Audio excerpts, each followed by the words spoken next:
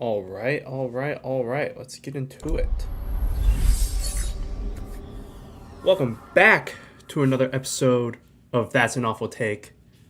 Episode 10 of the pod. Let's go. So glad we can make it to episode 10. As we can see, we have moved locations back at school. So, you know the vibes, just back at it. Still podcasting, still doing this every week. There's no need to worry about that, guys. So once again, my name is Price Mancer, your hostess with the mostest, here to make the most out of your day. Hope everyone's having a happy Thursday, a good week. I know I had my first week of classes this week. A couple universities had theirs last week, so I hope everyone, FDOC, first week, silly week, all that's going great for everybody. We got a lot to talk about today. I can't wait, We had some interesting playoff games in college football and in the NFL. Turn of the year, new college football playoffs, new NFL playoffs, right? So it's been a real fantastic weekend, honestly, in terms of sports. Not as many games, but more exciting ones for sure. So we're gonna get into that now. We obviously have so much to talk about, just like every other episode. How we do it. So let's go ahead and get into it.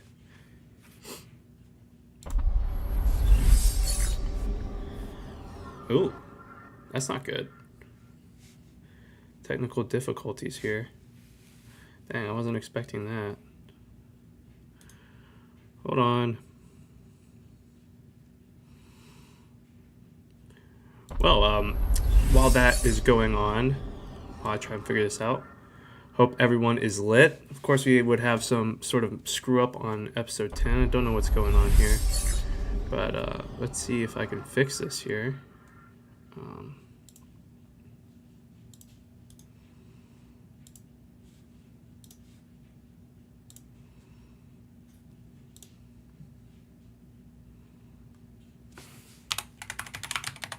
Really, really unfortunate technical difficulties here, huh? Whoa, that's the wrong one. You guys don't see that. There we go. Oh, we're so back. Hold on.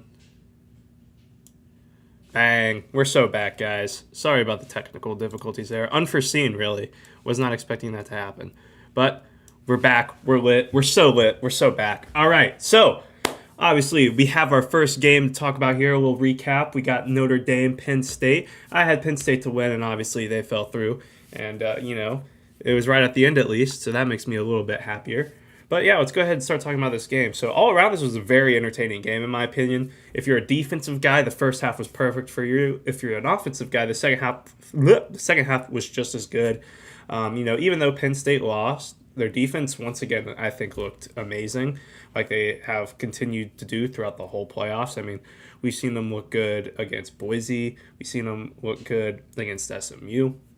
And they kind of really continued that trend. And a lot of people were saying it's because they're playing lower level opponents like SMU and Boise State. But, Boise State had the best running back in the country.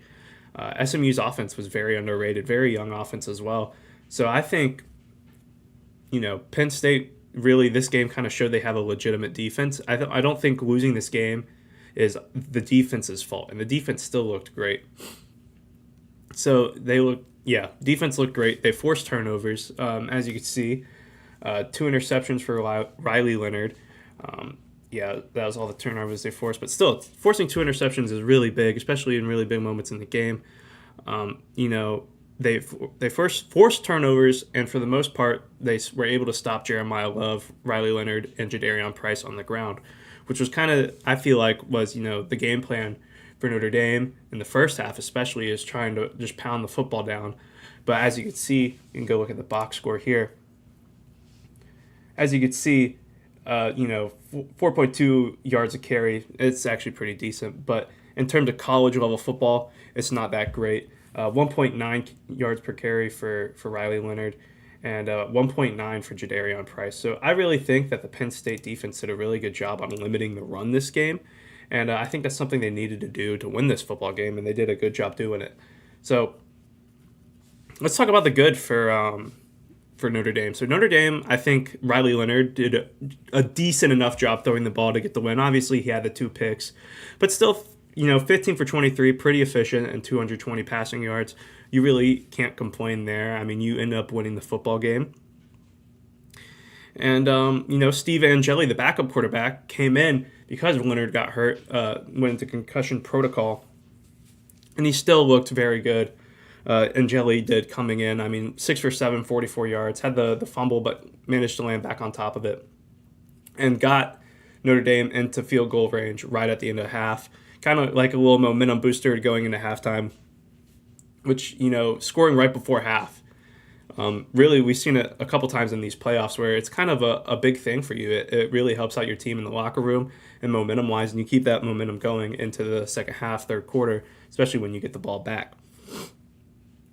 And the Notre Dame defensive backs, they did a great job just blanketing the Penn State wide receivers. I mean, you see it here, Drew Aller, 12 of 23, 135 yards, 1 pick. And if you look at those 12 completions, I'm sure you guys have all seen the graphic already, where he did not complete a single one to a wide receiver. And part of it was because he was overthrowing them, and the other part was because the Penn State wide receivers were just being absolutely smothered by the Notre Dame DBs. Notre Dame's defensive backs did a great job on limiting the receiving game for Penn State, which arguably Penn State doesn't really use the receiving game, as much as any other team really. They're mainly that run-heavy team, but an important part of Penn State's game is still, of course, being able to pass the ball, finding open receivers, but, there weren't any in this game, and Drew Aller struggled with that. And, that's just kind of what it is. The run game, though, for Penn State was really dominant, in my opinion. I mean, we can look at it here in the box score. As you can see, Nick Singleton, 15 carries, 84 yards, 3 touchdowns. Katron Allen, 19 carries, 82 yards. So both running backs go over 80 yards, both averaging like 4 and 5 yards a carry. They both look great. Singleton scored 3 times. I mean, in my opinion, I'd be kind of disappointed with that performance. You give up 160 rushing yards. And, they just couldn't stop the run. I don't know if you guys watched the game, but it seemed like the run was just so dominant for Penn State, and really that's kind of what bit them in the foot, The run was so dominant for Penn State that when it became clutch time, they didn't have any pass plays. It seemed that would work. But, we'll get more into how they lost that game, but even then, Tyler Warren still looked great. He had 75 receiving yards and 20 rushing yards, and I think the main reason this game was lost by Penn State, it really came down to one play, in my opinion. A lot of times in football, it doesn't actually come down to one play, but I think this one really does. So, money drive, just 27-24. Penn State has the ball, and Drew Aller, I think it was second down, takes a sack, or should have taken a sack, to be honest. It was 24-24, sorry. 24-24, Penn State money drive. They're on their own 30-yard line. Drew Aller's getting pressured in the pocket, and then he goes up, and he's looking back across the middle. He's getting sacked. As he's going down, he throws it over the middle, interception. Notre Dame gets it on the 30-yard line. Ooh, sorry about that. Of course, Notre Dame converts on the field goal to go up, with a couple seconds left. So really just an unfortunate overthrow, or an unfortunate throw over the middle, that shouldn't have been thrown, and that's what led to the loss. And, even then, Drew Aller did have a pretty rough game, in my opinion. Whether that was him or the Notre Dame defense, it was still rough. He did not look great at all, which is probably why he's staying another year. So next game we're going to talk about, of course, is Ohio State and Texas. So honestly, this game was a lot closer than I expected. Ohio State didn't run away with it until midway through the fourth quarter. I was expecting that Ohio State was just going to blow these guys out of the water. And if you look at the score, it's they still won by 2 touchdowns, but, they didn't win by 2 touchdowns until midway through the fourth quarter, right? So, it was a lot closer than I expected. And, Ohio State honestly looked really good on defense. You limit Wisner on the ground. We've seen it every time that I think that Texas has lost. Wisner has been a non-factor on the ground. So both of the Georgia losses, and then this loss to Ohio State. I mean, Wisner, you see here, 17 carries for 46 yards, extremely inefficient game for Wisner, and we've kind of seen that against the power opponents here. So could be interesting. Could be interesting there.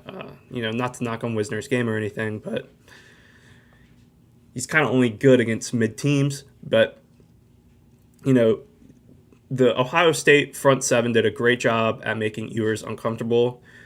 Only really when it mattered most, though. He still had 283 yards and 2 touchdowns. But I will stand on this, and I've said it for weeks now. If you make Quinn Ewers uncomfortable, he will make mistakes, and they tend to lose the football game when it happens. I say tend to because, Arizona State, they kind of got, bailed out. But that's a different subject. But, Ewers had 2 really costly turnovers. He had the interception, and then he had the fumble, strip sack on the goal line, pretty much, that really sealed that loss for Texas. So, but Jaden Blue looked great receiving out of the backfield. I mean, if I was going to give Texas one thing, obviously Quinn Ewers did his thing. He still had 283 yards and 2 touchdowns, 2 costly turnovers, though. And Jaden Blue caught both of those touchdowns. And honestly, I guess they should really just move Jaden Blue to receiver at this point because, they don't ever run the ball with him, but he is very valuable as a receiver out of the backfield. But other than that, the Texas receivers really had a little impact on this game. I mean, as you can see, the top receiver was Jaden Blue. We head over to the box score here. I mean, other than a few really big plays, they kind of struggled to get the ball to the wide receivers. When the running backs are contributing to over half of the completions, really. You have 5 completions to Jaden Blue and 6 to Contravion Wisner. Teams usually struggle. So, you weren't able to find Golden as much. I think he was hurt as well in this game. You weren't able to find Gunnar Helm, DeAndre Moore, but Bond only had 1 reception. Ringo had 1 reception. Cyrus Bolden had 1 reception. Excuse me. And don't get me wrong, they were big receptions, but it was almost like Texas were getting these big plays here and there, but they couldn't convert past those big plays. Obviously they scored the 2 touchdowns, but I mean it's a 4-quarter game, and they were 15-minute quarters. I mean you should be scoring more than that when you're making those big plays, right? I guess you're wrong, So, Texas, the receivers had a little impact. There were big plays here and there. They couldn't really convert past those big plays. And, Texas, I think, did a good job on limiting a very dynamic Ohio State offense. I'm going to switch up and talk about Texas a little bit and the good they've done. Really this Ohio State offense was kind of real deal, really good. You see Judkins and Travion Henderson going off. Jeremiah Smith has been absolutely dominating teams. And same with Emeka Egbuka. But you watch this game, and they limit Jeremiah Smith for 1 reception for 3 yards. And you hold Jeremiah Smith in check. They did a great job blanketing the coverage. And even Egbuka didn't really have as much as an impactful game as he usually does. And even the running backs, I lied there. The running backs accounted for 3 touchdowns. So I just think that Texas maybe got in their heads about limiting Jeremiah Smith. I mean, Jeremiah Smith has gone for 180 yards in each of the past 2 playoff games. And they saw that, they got scared, and they tried their best to limit that. But they kind of, I guess, forgot that, Travion Henderson, he had 6 carries for 42 yards, but he also had a 75-yard screen touchdown right before half. Quinshot Judkins was crazy efficient in the red zone, 2 touchdowns in the red zone there. And then out of nowhere, you have Carnell Tate, who's kind of been the wide receiver 3 for this team all season, comes in, all of a sudden has the best game of the year for him, 7 receptions, 87 yards. That's kind of what happens, I guess, when you're trying to blanket Jeremiah Smith. You're trying to keep 2 guys around him, up to 3 guys even around him at once. Each play, you're going to leave someone open, and that guy, I think, happened to be Carnell Tate, which is why he had such a good game. But, it's just the price you pay. I think they're just willing to give those up, but obviously this came back to hurt them. And that's kind of how I feel about this game. So next, we're going to talk about is the Natty. So the Natty is upon us in Atlanta, Georgia. It'll be played on Monday. Really exciting stuff here. I think Monday. Let me look here. Yeah, on Monday. So I knew that. But anyways, we have Notre Dame and Ohio State, 7 and 8 seeds. So that's one of the great things about the college football playoff this year, is that if we were still on the 4 team, we wouldn't have seen either of these teams. But now we get both of these teams beneficiaries of the college football playoff, of the expansion to 12 teams, and really it's a great thing for the sport. I think, especially making it run in the late January. I love it. Everyone loves it. Everyone wants to watch these games. Everybody is happy that the SEC got beat up. No, I'm just kidding. But it's really impressive to watch what these teams can do that previously would have never gotten a shot at all. So without further ado, let's get into this game. Ohio State is 8-point favorites, so that tells you a lot, right? So in my opinion, Marcus Freeman will probably have to coach the game of his life, of his career, if he wants to win this game. Ohio State has looked very good against the run in this playoff. Penn State just kind of exposed Notre Dame, really. They forced Riley Leonard to pass the ball, and it didn't look all that great, right? He had the 2 interceptions. He still had 220 yards, but it wasn't the most efficient 220 yards. He still had the 2 picks, and it's kind of questionable. I don't think Notre Dame wants to have to depend on Riley Leonard to throw the ball. They want to rely on Riley Leonard to run the ball, be that dynamic runner between Jeremiah Love and Jadarian Price, right?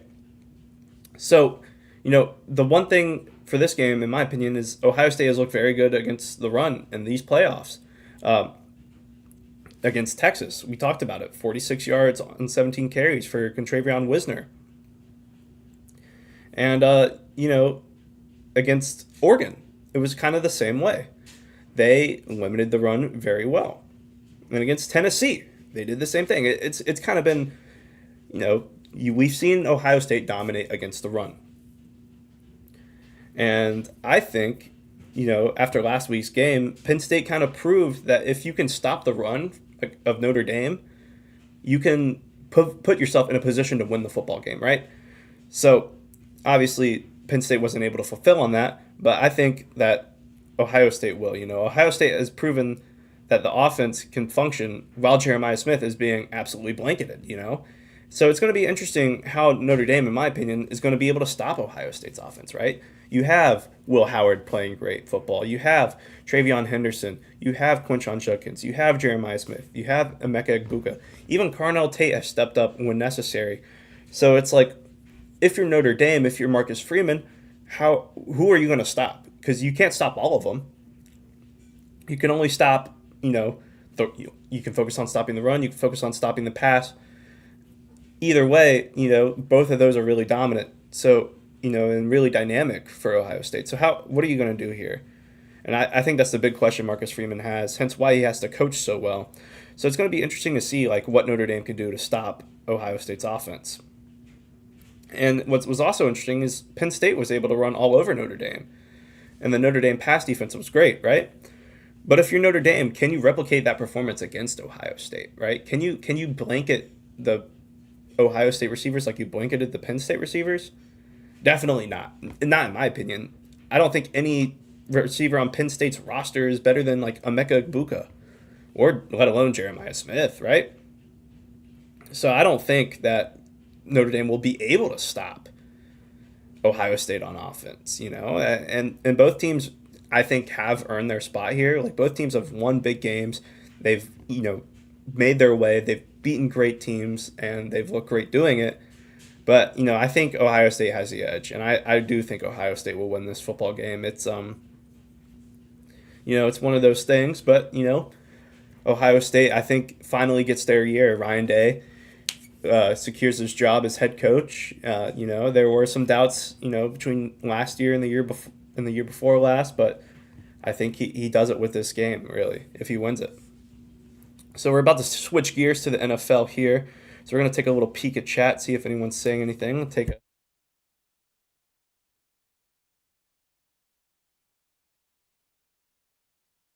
episode 10, let's go. That's right, Neil. We getting right, episode 10, baby. Gotta love it. Shout out episode 10. Shout out the podcast. Shout out Awful Takes. Am I right? So we're just going to keep rolling here. So obviously we have our playoff bracket here. Hopefully you guys can read it. But in the AFC side, we got the Chiefs who had the bye playing the Texans. We got the Bills and the Ravens on the other side. And then we got the Lions and Commanders on the NFC side. So Lions, Commanders, and Eagles, Rams. I mean, they're all going to be great games. That's for sure. I think that each of these games is definitely going to be really good. My favorite out of all these games is definitely going to be Bills Ravens. I mean, that's going to be an absolutely electric matchup. So I just can't wait. And since we didn't really talk about it last week, I can go over a few of these games for y'all real quick. So Texans Chargers was the first game.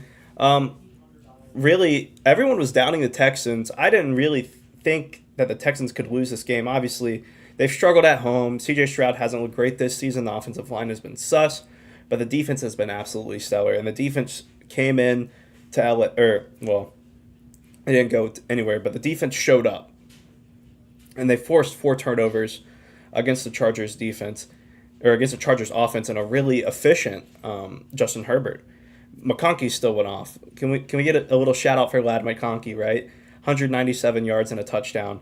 But 4 interceptions for Justin Herbert. You're not going to win the football game doing that.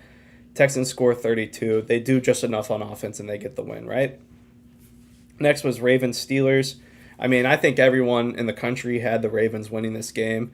The Steelers have done it once again where they go 10-7 and then lose in the first round. I mean, last year they did it with Kenny Pickett and I don't remember who else was their quarterback, and then they bring in Justin Fields and Russell Wilson and do the same thing. Obviously, they were really hot to start this season, and really cooled off, especially on the defensive side of the ball, in my opinion.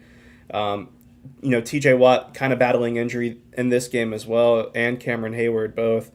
So it was just a game where the Steelers kind of chilled out, Ravens kind of swooped in like a Raven does usually, right? And then wins the football game. So next we got the Bills and the Broncos. I mean, this was going to happen. I saw someone, I forget who it was some big football name. They're like, oh, don't be surprised if the Broncos come out and win against the Bills. It was never going to happen. The Broncos are just tiers below the Bills, and as you can see, that's what happens. The Bills blow them out. The Bills were at home as well. It wasn't going to be close. The next game we're going to talk about is the Eagles-Packers. So Eagles-Packers, really, some people were surprised. I was a little surprised as well. I thought the Packers were looking really good, but some rough injuries to the Packers receiving squad. The offense wasn't as dynamic as usual. Jordan Love kind of struggled there. Couldn't get anything going on offense, and the Eagles escape with the win. Not a pretty one for either team, really, but the Eagles get out of there alive. Next, Commanders Bucks. What a game this was! I mean, I think this was probably the most underrated matchup of the whole weekend, right? So, Commanders go down. Zane Gonzalez kicks the game-winning field goal, doinks it in with no time left. What a beautiful ending to that game. Both offenses go back and forth. Both defenses shared some blows. Obviously, Bobby Wagner with the fumble recovery late in the game, but Jaden Daniels just looks so good, man.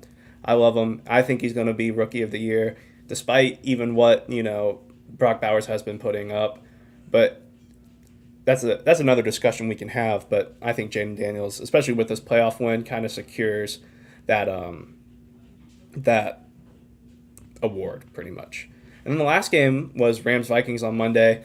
Obviously, JT, my roommate, huge Vikings fan.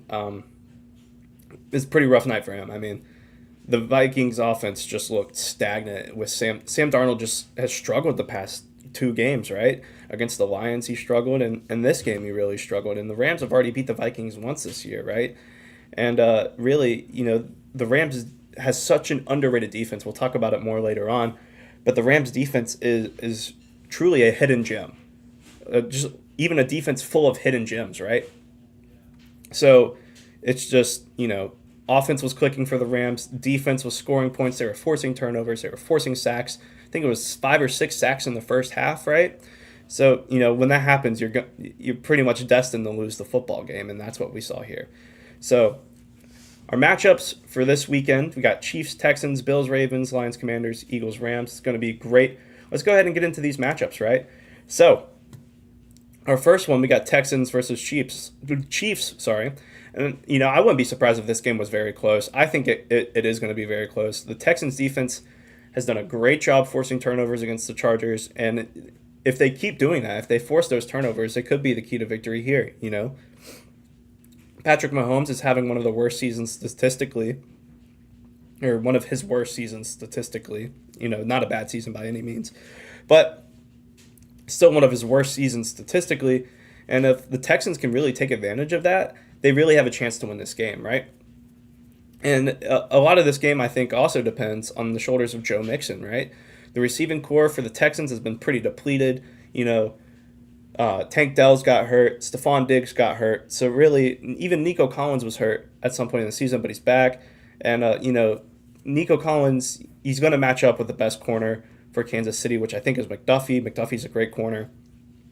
And, I think McDuffie can hang with Nico Collins for sure.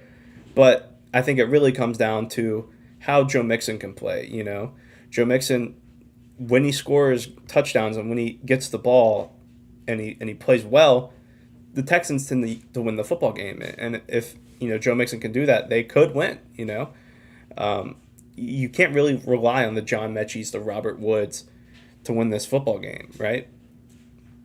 So Mixon needs to be that go-to guy for the Houston offense. But, the Chiefs are still the Chiefs, right? Mahomes is having one of his worst years statistically, and they're still 15-2. So, with that being said, it's like they're still going to do their things. But I do think the Chiefs still find a way to win this game. It's happened so many times this year. It happened against my team. It's happened against, the Eagles, I think. It's just happened to so many teams. So, the Texans defense really just has to step up. If the Texans defense and Joe Mixon can step up, they can win this game. But I think the Chiefs still find a way to get it done.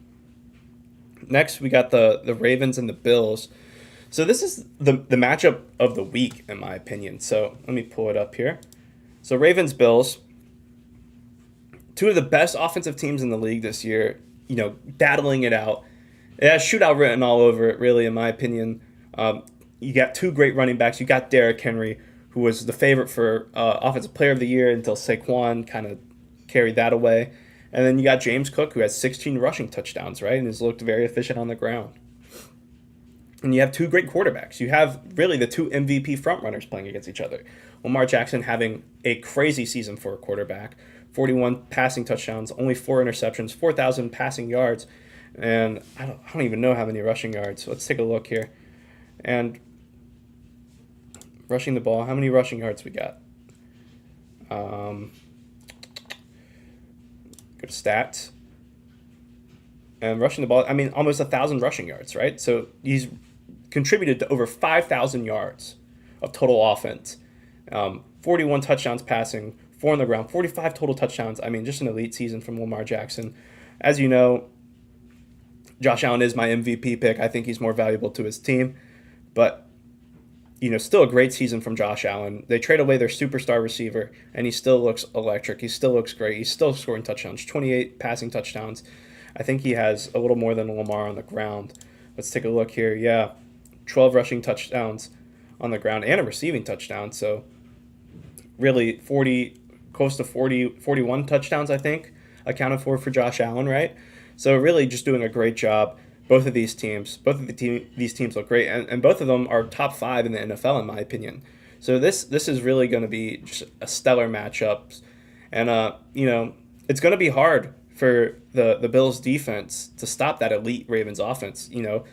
Even the main thing is you have Lamar Jackson and Derrick Henry in the backfield. It's like, who are you going to cover, right? Lamar or Derrick Henry. You can't really cover both without leaving a receiver open, right? So, and I think Harbaugh has done such a great job scheming plays for Jackson and Henry, making it confusing and making that offense really elite, right? But, the Bills, it's at the Bills Stadium, right? The Bills haven't lost a game at home this year, right? So the Bills need to do a lot to win this game. They need to step up on defense. They need to have a stellar offensive attack. But with the home field advantage, the Buffalo faithful, right? It's supposed to be 20 degrees at game time, but I don't think the Buffalo fans care. I think they get the job done. Give me Buffalo, right? I think Buffalo can do it. I wouldn't be surprised if they do it all. Next game, we got Commanders-Lions. Before we get into it, I'm going to take a little sip of water real quick.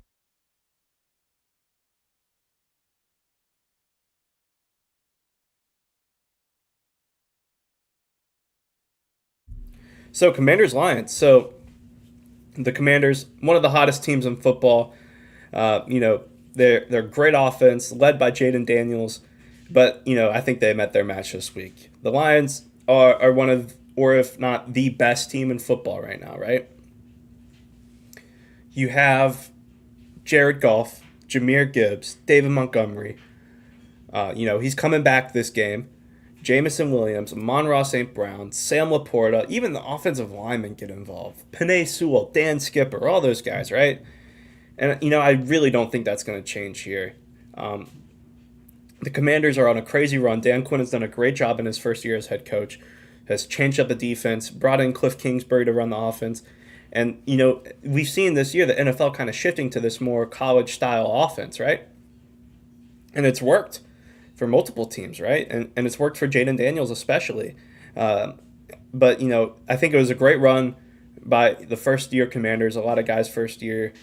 But DQ's done a great job, but I think this comes to an end. It's just the Lions are such a great football team. I mean, how are you going to stop any of those guys? And even the defense. The defense got hit with an injury bug, got decimated, but they still get it done. They've brought in guys off the street. If you look at the injury report, right, we go down to Lions. I mean, look at these guys. Just so many guys on injured reserve, especially on defense. We got defense. It's all defense. They're all out, right? So, in my opinion, it's just really, a bad draw for the Commanders. But I think the road ends here. And such a great season, I really think that the Commanders, after an offseason and a draft, can really, all they can do is go up, right? Especially, the Cowboys, there's a lot of question marks around them. The Giants are going to be bad for sure another year. And the Eagles are only the real team that I think is a super threat to the Commanders as a whole next year. So I think Commanders can have a great year next year. But I think the run this year ends now with the Detroit Lions, right? So our last game of this playoff stretch is the Los Angeles Rams versus the Philadelphia Eagles, right? So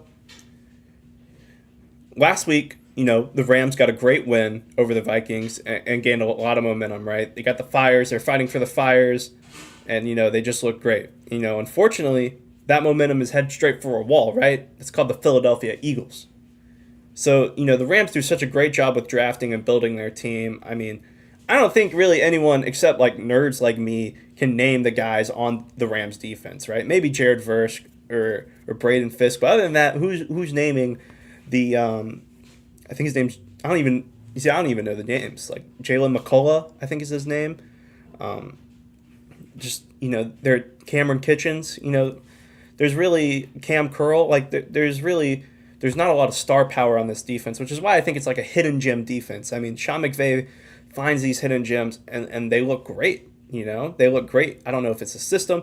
I don't know if Sean McVay can just unlock the potential on these players. But, these players play so well under McVay, right? And I do think McVay is a better coach than Sirianni.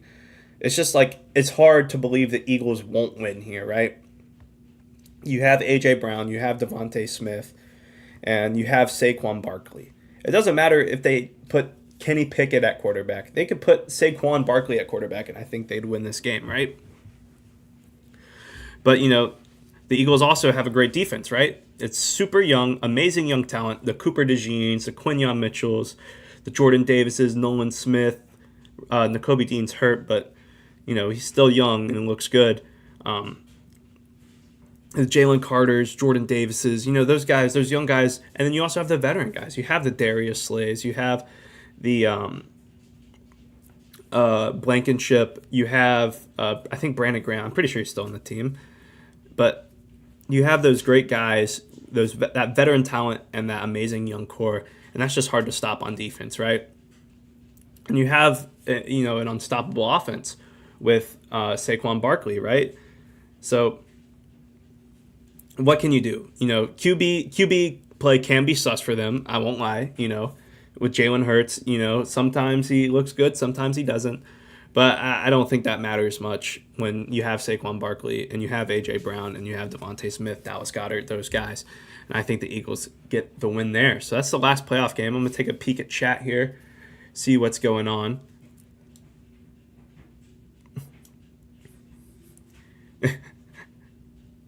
Shout out Rumi JT. That's right, Kai. Whose house? That's an awful take. Yeah. Listen, hey, I hope you're right. I don't want to see the Eagles in the playoffs, right? I want the Rams to go all the way. I'm just being realistic here, right? They could do it. You never know. You never know. But we're going to get on to our portal update here.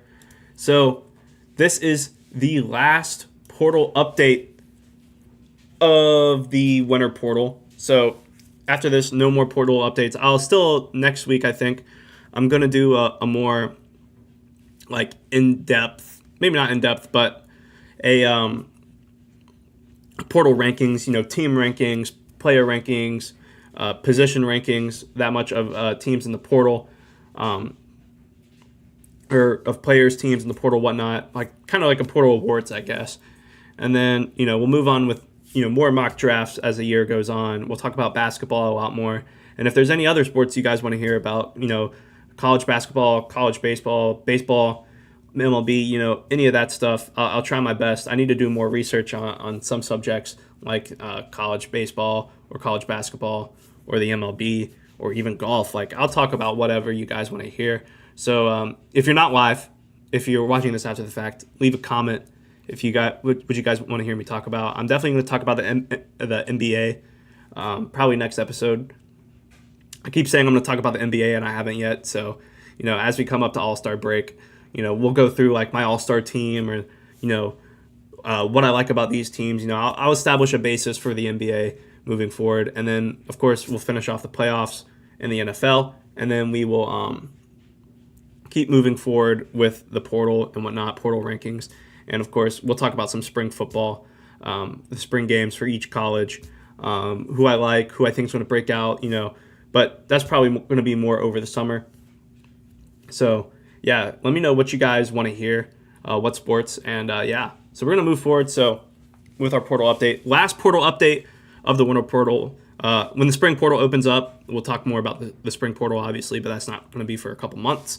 But, yeah, winter portal, I think it's officially closed now, finally. Of course, guys still enter the portal. But, unless it's someone really important, I'm not going to talk about it. Let me take a sip of water real quick.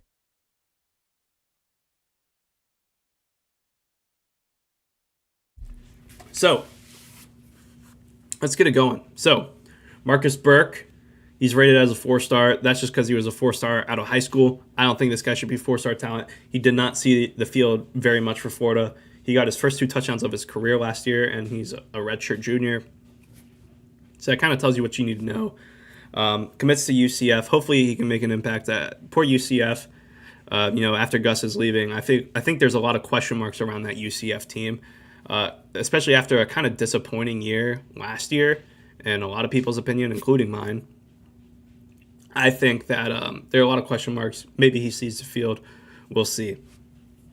Next guy I want to talk about is Malachi Bailey. This is a guy I like, actually. So, as you can see, no stars, edge rusher out of Alcorn State. Recorded 9.5 sacks at the defensive tackle position. It says edge. I think he is a defensive tackle on the roster. But looks really good. And, goes to Arizona. I think he can make a really big impact on Arizona. I think that's a great move for him. Let's keep going. So, we got, a couple guys staying like Jay-Sean Platt. It's a good idea to stay. A lot of guys, if you see them withdraw from the portal, it's because they don't have a lot of portal interest, right? or at least substantial portal interest that, they want to, go into, right? They're not going to the big teams. Only the little teams are offering them. But you get Anthony Evans, the third here, the speedster return man for Georgia, kind of used in the end around, wasn't really thrown out a lot. Didn't see the field much except for returning kicks and punts and being and being like that a little end around speedster. Goes to Mississippi State. So Mississippi State, it's interesting. They're kind of doing like the FSU thing from last year, kind of. I say kind of because it is kind of. You get Cromanhook, which I've talked about it before. I don't think Cromanhook's a good quarterback. Not very impressive on tape. Not really impressive statistically.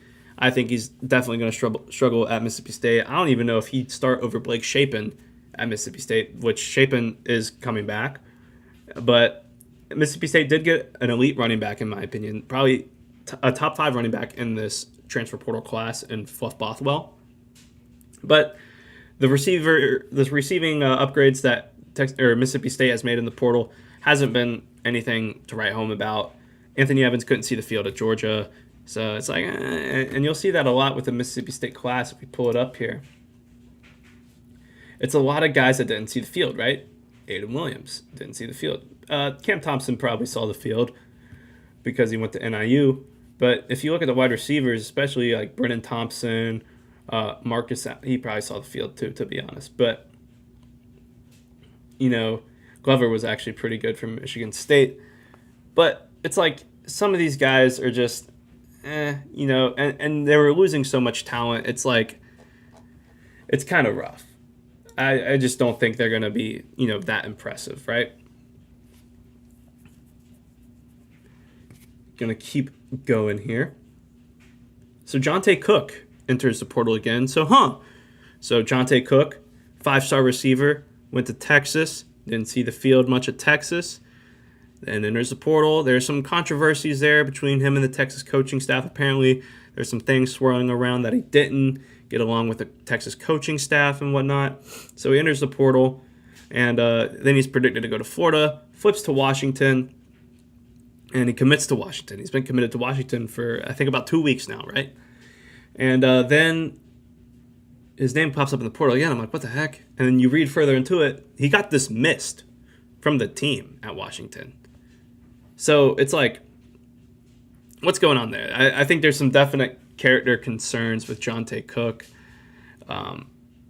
There's some bad mojo with 5-star receivers from last year's class. Well, we're going to get into it a little bit later on.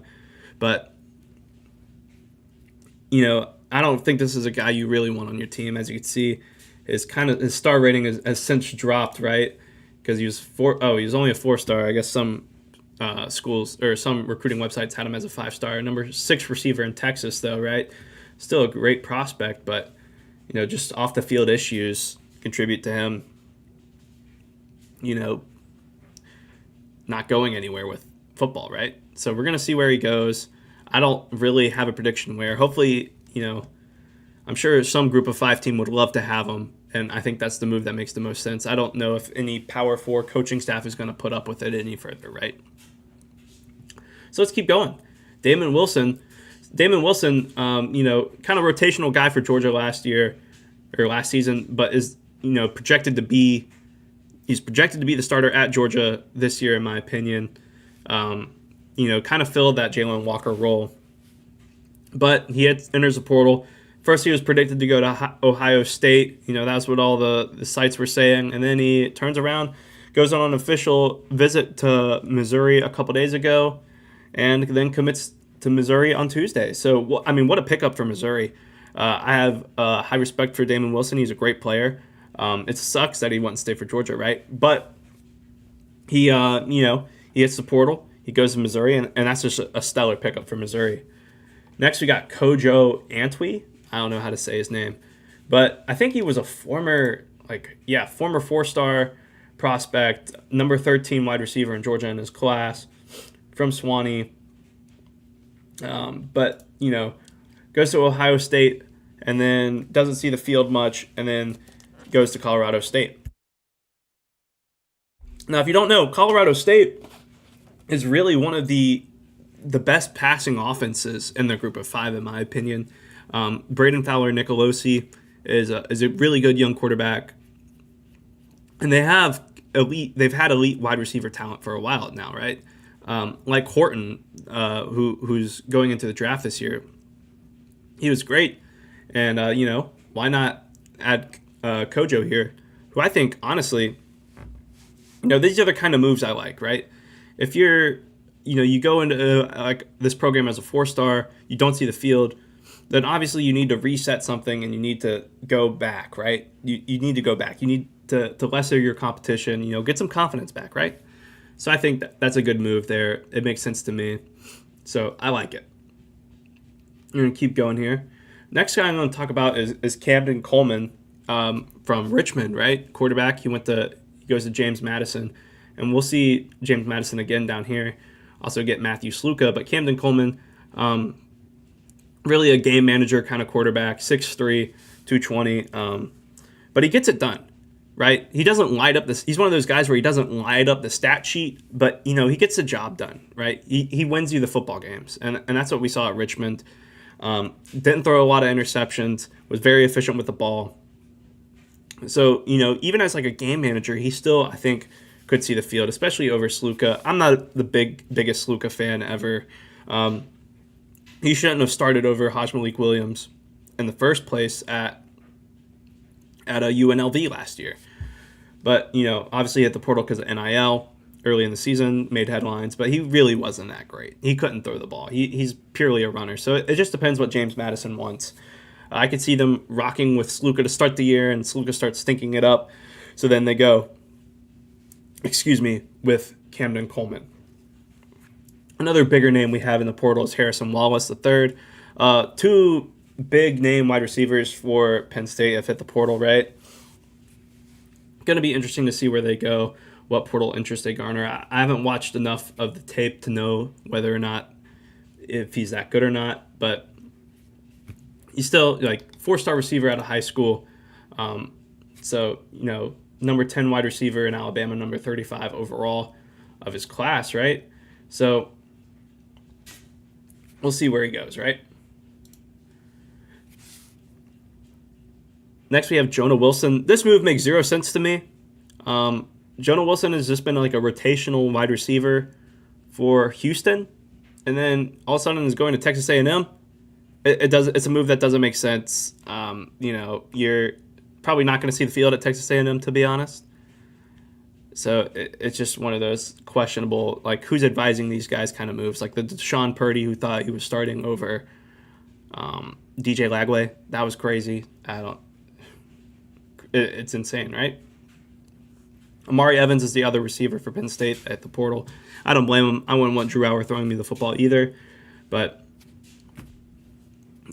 that's kind of what you deal with. Hopefully Penn State can bring in some guys to replace him.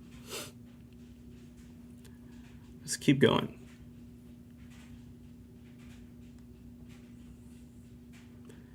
So let's see if I can find it. Brandon Sissy, this guy, not a big move at all, in my opinion.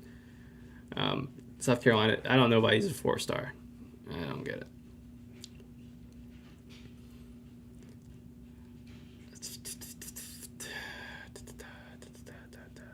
Here we go.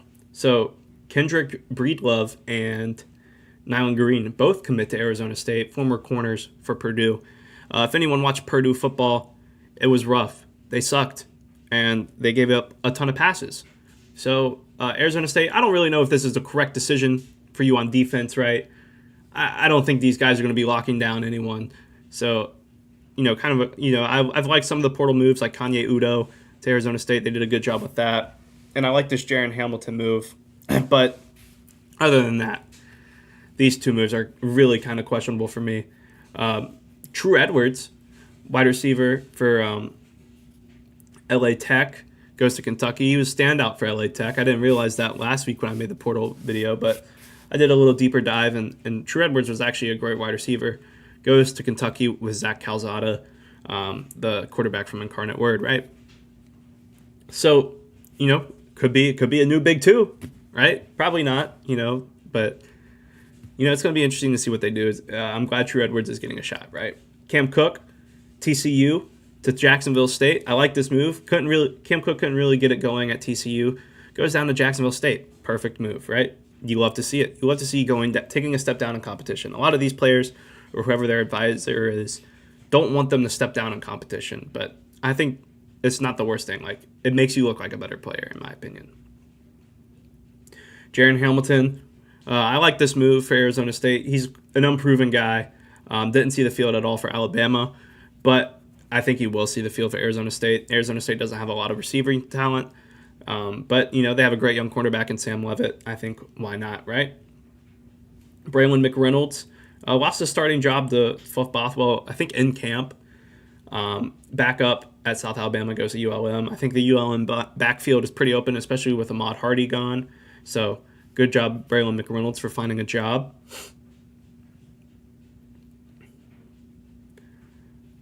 Let's keep on going. Pierce Clarkson. This is one of another questionable move. As we move into the portal, we've seen a lot more questionable moves, right?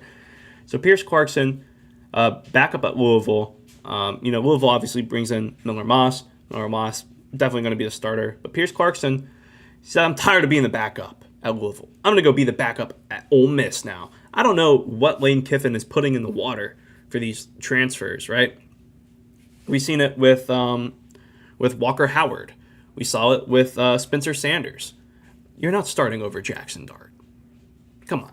And I think that Pierce Clarkson isn't going to start over Austin Simmons. Austin Simmons looked great in the limited time we saw him, right? So it's just another who's advising these guys kind of move. Like, it doesn't make any sense. Next, you have Southern Miss making some moves. I love Southern Miss for doing this, getting these guys, these old SEC guys. I think it's perfect for them. They've done such a great job in the portal. They've brought in like 30-something transfers. Low-key like a low tier, a smaller Colorado, but I think they'll be way more successful in their first year.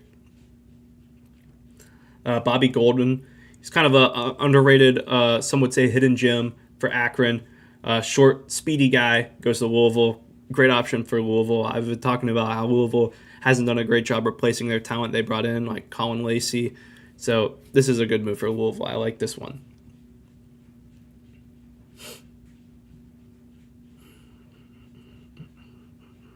See Max Brown, I think he was the former Florida QB.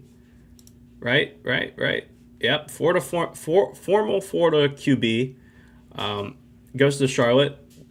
I think he started a couple games, but isn't impactful at Charlotte, and then goes to West Virginia. Hopefully the West Virginia coaching staff can teach him a thing or two.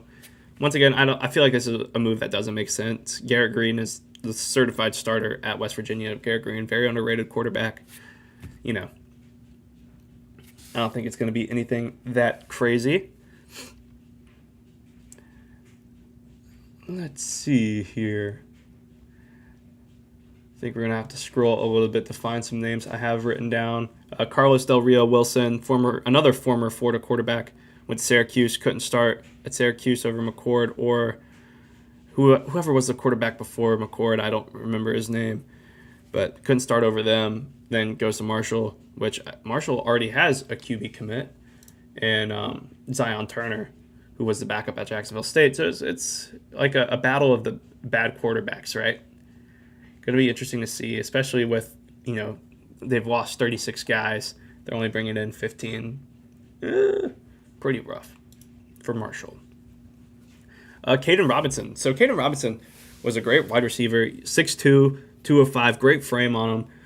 Great wide receiver for App State last year. Goes to UCLA, and if I'm correct, I think UCLA also brought in Joey Aguilar, right? So you're getting this Joey Aguilar, Caden Robinson team up down in UCLA, which is honestly a great move in my opinion. It's going to be interesting to see if the UCLA O-line can hold up and, let these passes be completed from Joey Aguilar to Caden Robinson. But I'm glad these two stay together. These two were pretty good at App State, so I think they're going to be even better at UCLA, hopefully.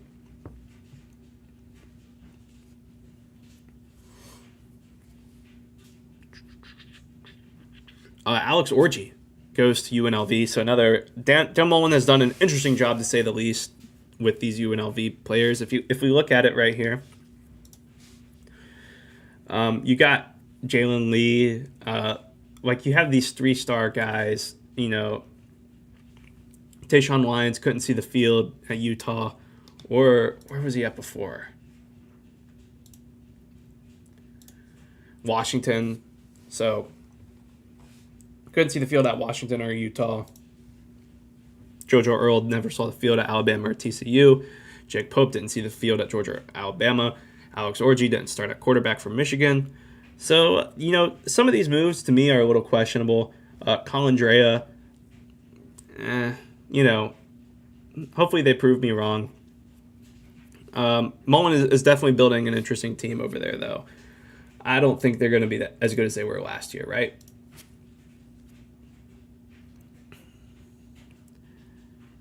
And the one big move from last episode was obviously Carson Beck. We talked about Carson Beck entering his name in the portal. It was huge news, and obviously he was kind of predicted really to go to Miami, and as you see, he goes to Miami. So makes sense. I'm not hating at all.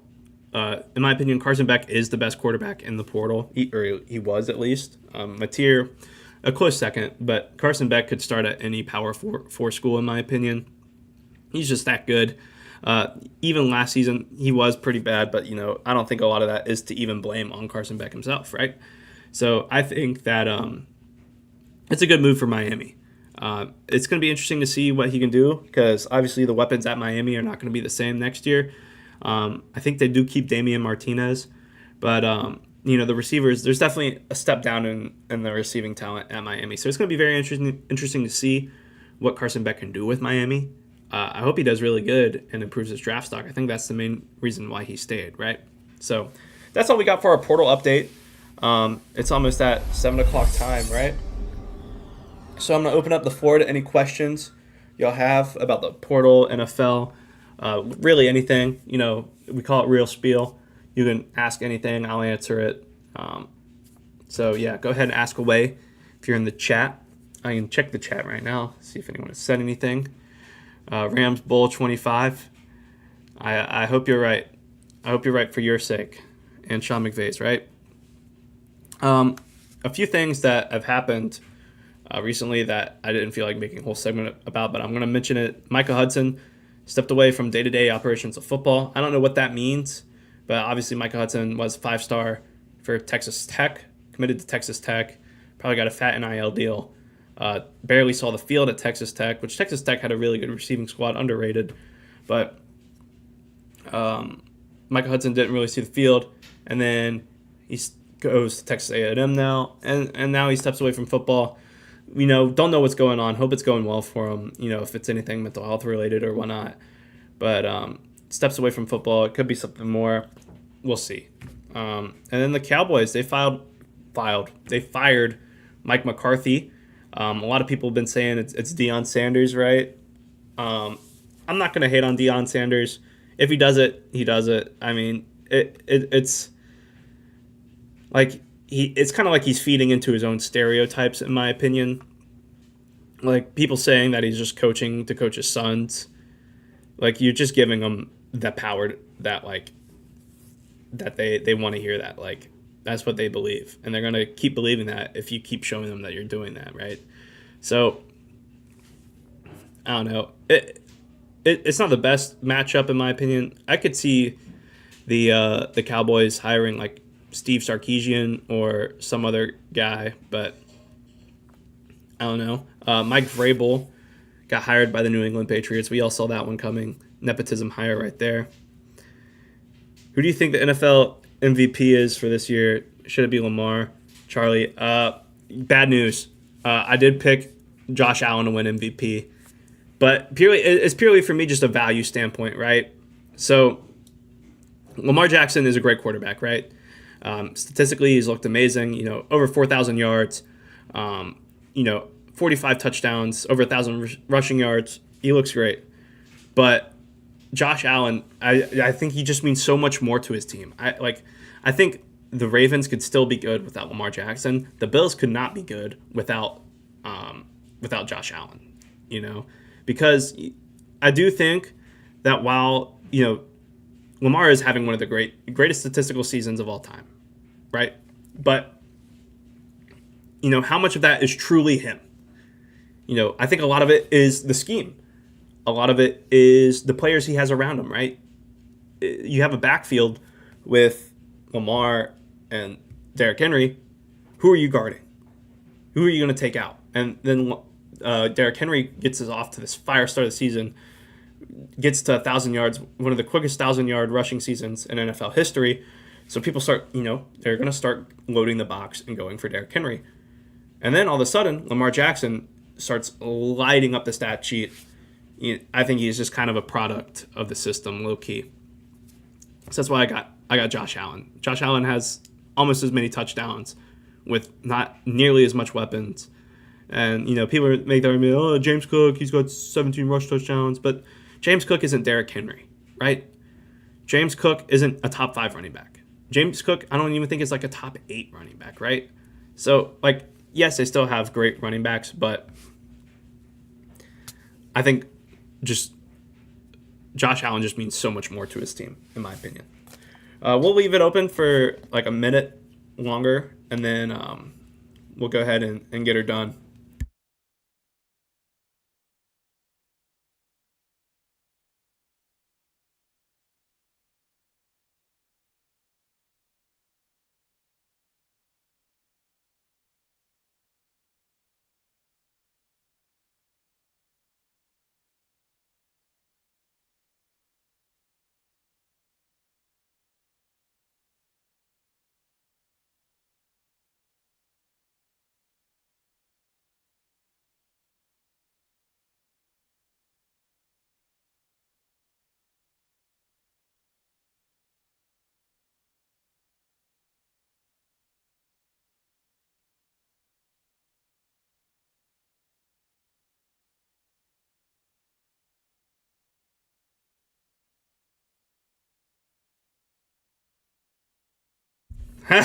Great catch, Kai. Great catch.